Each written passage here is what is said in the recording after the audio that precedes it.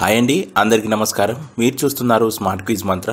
అయితే ఈరోజు టాపిక్ వచ్చేసి ఇండియన్ ఎకానమీకి సంబంధించినటువంటి కొన్ని ఇంపార్టెంట్ బిట్స్ని మీ ముందుకు తీసుకురావడం జరిగింది. ఇక ఈ వీడియోని ఎక్కడ కూడా స్కిప్ చేయకుండా చివరి వరకు పూర్తిగా చూడండి. మధ్యలో స్కిప్ చేస్తే ఇందులో ఉన్నటువంటి ఇన్ఫర్మేషన్ మీకు పూర్తిగా అర్థం కాదు. ఇక మీరు కనుక మన ఛానల్ని మొదటిసారి చూస్తున్నట్లయితే ఛానల్ని సబ్స్క్రైబ్ చేసి పక్కనే ఉన్నటువంటి గంట సింబల్ని నొక్కండి. ఇలా గంట సింబల్ నొక్కడం ద్వారా మేము చేసేటువంటి లేటెస్ట్ వీడియోలు మీకు ఎప్పటికప్పుడు నోటిఫికేషన్ ద్వారా అందుతాయి.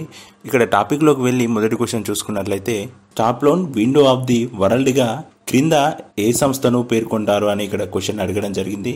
ఇక్కడ మనం ఆప్షన్స్ చూసుకున్నట్లయితే option 1 international finance corporation, option 2 చూసుకున్నట్లయితే ఇంటర్నేషనల్ డెవలప్మెంట్ అసోసియేషన్, ఆప్షన్ 3 చూసుకున్నట్లయితే రిక్స్ బ్యాంక్ ఆఫ్ స్వీడన్, ఆప్షన్ 4 చూసుకున్నట్లయితే బ్యాంక్ ఆఫ్ హిందుస్థాన్గా ఇక్కడ ఆప్షన్స్ ఇవ్వడం జరిగింది.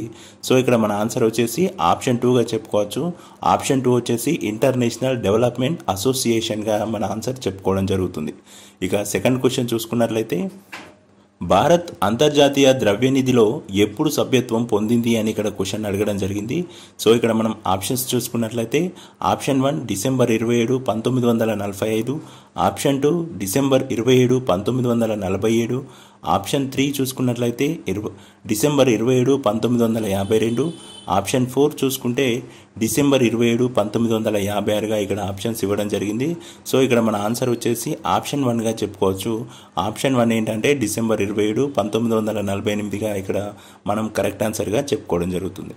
ఇక నెక్స్ట్ క్వశ్చన్ చూసుకున్నట్లయితే, ఆగస్టు 28, 2018న క్రింద ఏ ప్రభుత్వ రంగ సంస్థకు $220 మిలియన్ ఆర్థిక సహాయాన్ని ప్రపంచ బ్యాంక్ ప్రకటించింది అని ఇక్కడ క్వశ్చన్ అడగడం జరిగింది.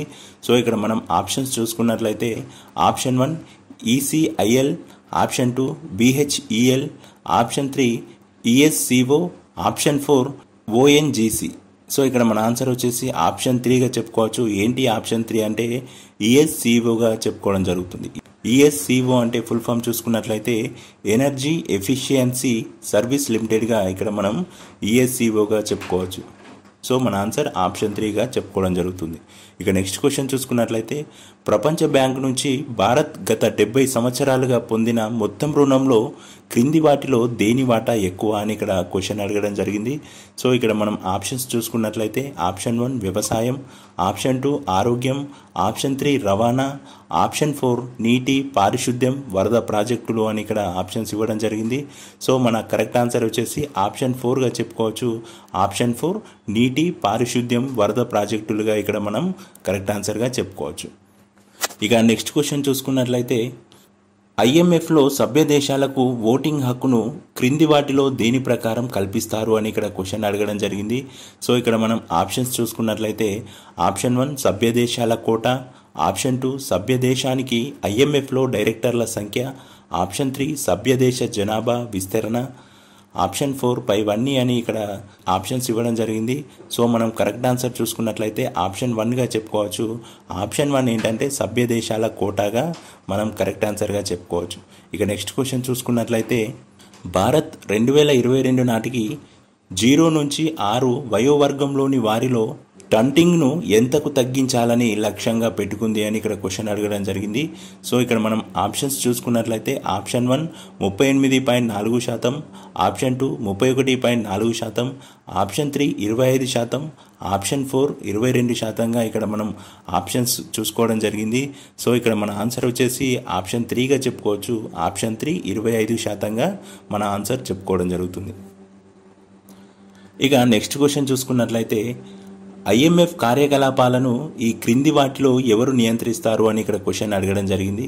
సో ఇక్కడ మనం ఆప్షన్స్ చూసుకున్నట్లయితే option 1 board of governor, option 2 చూసుకున్నట్లయితే మేనేజింగ్ డైరెక్టర్, ఆప్షన్ 3 చూసుకుంటే ఐఎంఎఫ్ చీఫ్ ఎకానమిస్ట్, ఆప్షన్ 4 చూసుకున్నట్లయితే ప్రపంచ బ్యాంక్ గ్రూప్ అధ్యక్షుడిగా ఇక్కడ మనం ఆప్షన్స్ చూసుకోవడం జరిగింది. సో ఇక్కడ మన కరెక్ట్ ఆన్సర్ వచ్చేసి బోర్డ్ ఆఫ్ గవర్నర్గా మనం కరెక్ట్ ఆన్సర్గా చెప్పుకోవచ్చు. సో ఇక నెక్స్ట్ క్వశ్చన్ చూసుకున్నట్లయితే, ఐఎంఎఫ్లో 189వ సభ్య దేశం ఏది అని ఇక్కడ క్వశ్చన్ అడగడం జరిగింది. ఇక్కడ మనం ఆప్షన్స్ చూసుకున్నట్లయితే ఆప్షన్ 1 దక్షిణ సూడాన్, ఆప్షన్ 2 పాకిస్తాన్, ఆప్షన్ 3 చూసుకున్నట్లయితే public of Nauru, option 3 Kenya. So ఇక్కడ మన ఆన్సర్ వచ్చేసి ఆప్షన్ 3గా చెప్పుకోవచ్చు. ఆప్షన్ 3 ఏంటంటే అంటే రిపబ్లిక్ ఆఫ్ నౌరాగా మనం ఇక్కడ మన ఆన్సర్ని చెప్పుకోవచ్చు. ఇక నెక్స్ట్ క్వశ్చన్ చూసుకున్నట్లయితే బ్రిటన్ వుడ్ కవలలుగా క్రింది ఏ సంస్థలను పేర్కొంటారు అని ఇక్కడ క్వశ్చన్ అడగడం జరిగింది. సో ఇక్కడ మనం ఆప్షన్స్ చూసుకున్నట్లయితే option 1 SBI state bank of Pakistan, option 2 చూసుకున్నట్లయితే IMF IBRD, ఆప్షన్ 3 చూసుకున్నట్లయితే bank of China, national bank of Pakistan, option 4 చూసుకున్నట్లయితే ADB రిక్స్ బ్యాంక్ ఇక్కడ ఆప్షన్స్ చూసుకోవడం జరిగింది. సో ఇక్కడ మన ఆన్సర్ వచ్చేసి ఆప్షన్ 2గా చెప్పుకోవచ్చు. ఆప్షన్ 2 ఏంటంటే IMF IBRDగా మనం కరెక్ట్ ఆన్సర్గా చెప్పుకోవచ్చు. ఇక నెక్స్ట్ క్వశ్చన్ చూసుకున్నట్లయితే క్రింది వాటిలో మానవ పేదరికం అనే భావనను ప్రవేశపెట్టింది ఏది అని ఇక్కడ క్వశ్చన్ అడగడం జరిగింది.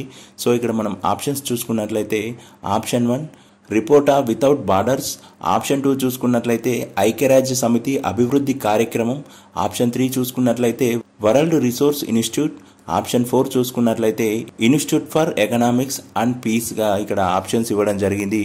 సో ఇక్కడ మన ఆన్సర్ వచ్చేసి ఆప్షన్ 2గా చెప్పుకోవచ్చు. ఆప్షన్ 2 ఏంటంటే ఐక్యరాజ్య సమితి అభివృద్ధి కార్యక్రమంగా మనం కరెక్ట్ ఆన్సర్ చెప్పుకోవడం జరుగుతుంది. ఇక నెక్స్ట్ క్వశ్చన్ చూసుకున్నట్లయితే ప్రపంచ బ్యాంక్ ప్రధాన కార్యాలయం ఎక్కడ ఉంది అని ఇక్కడ క్వశ్చన్ అడగడం జరిగింది.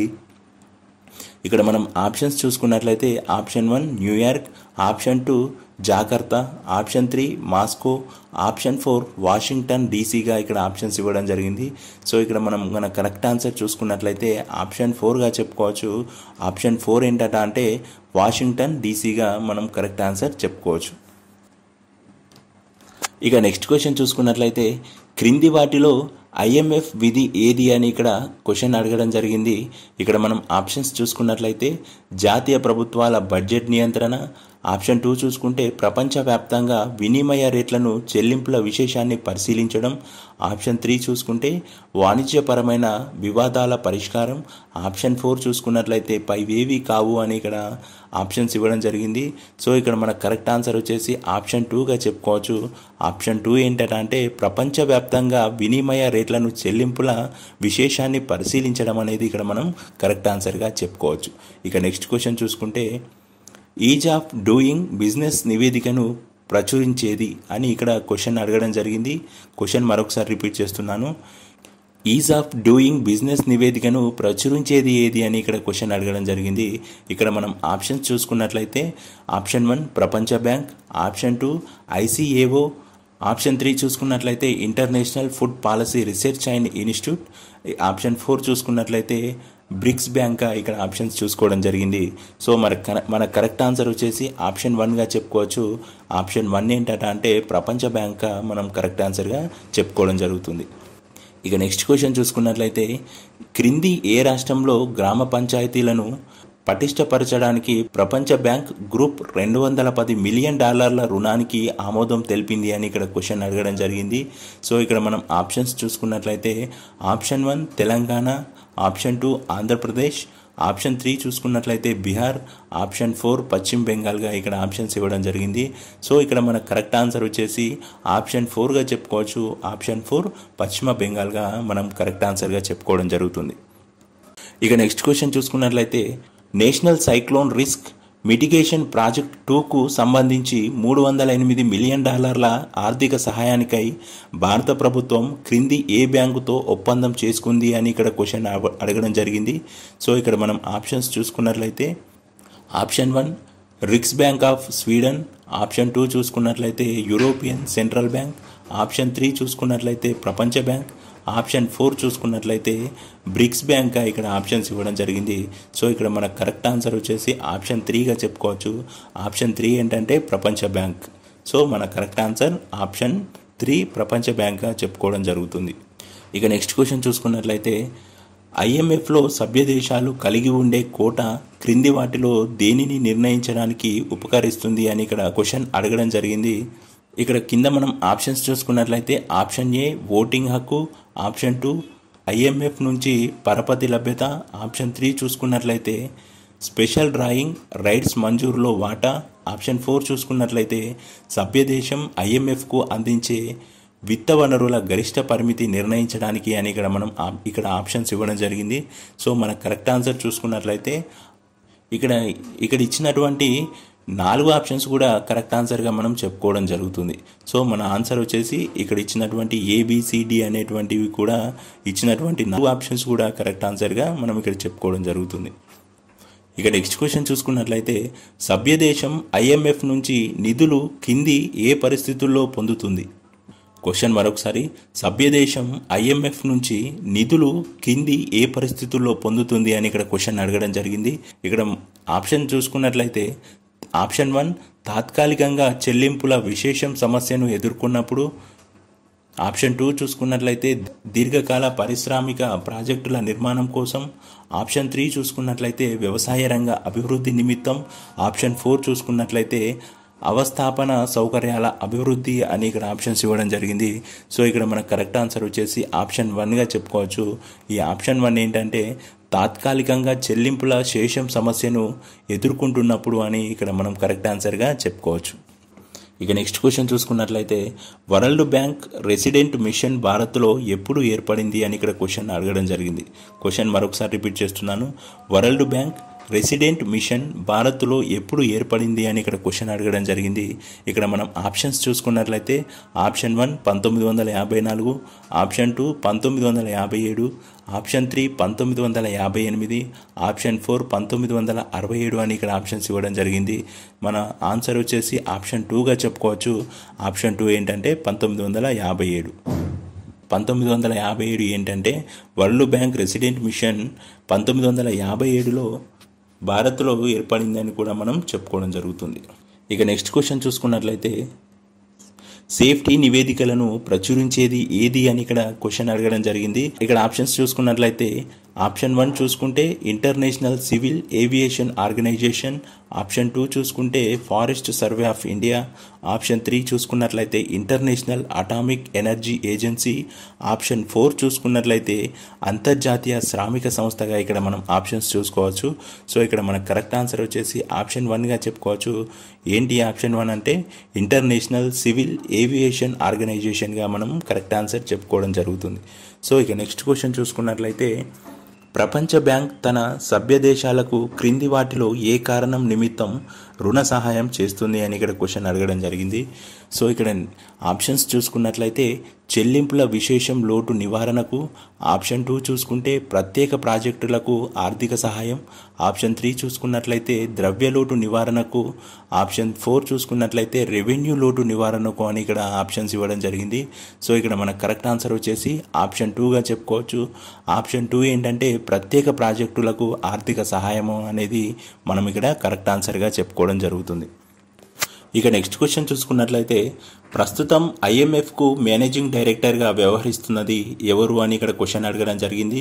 ఇక్కడ మనం ఆప్షన్స్ చూసుకున్నట్లయితే ఆప్షన్ 1 కామిల్లీ గట్, ఆప్షన్ 2 చూసుకున్నట్లయితే రోడ్రిక్ డి రాటో, ఆప్షన్ 3 చూసుకున్నట్లయితే డామినిక్ స్ట్రాస్, ఆప్షన్ 4 చూసుకున్నట్లయితే క్రిస్టియాస్ లాగార్డేగా ఇక్కడ ఆప్షన్స్ ఇవ్వడం జరిగింది.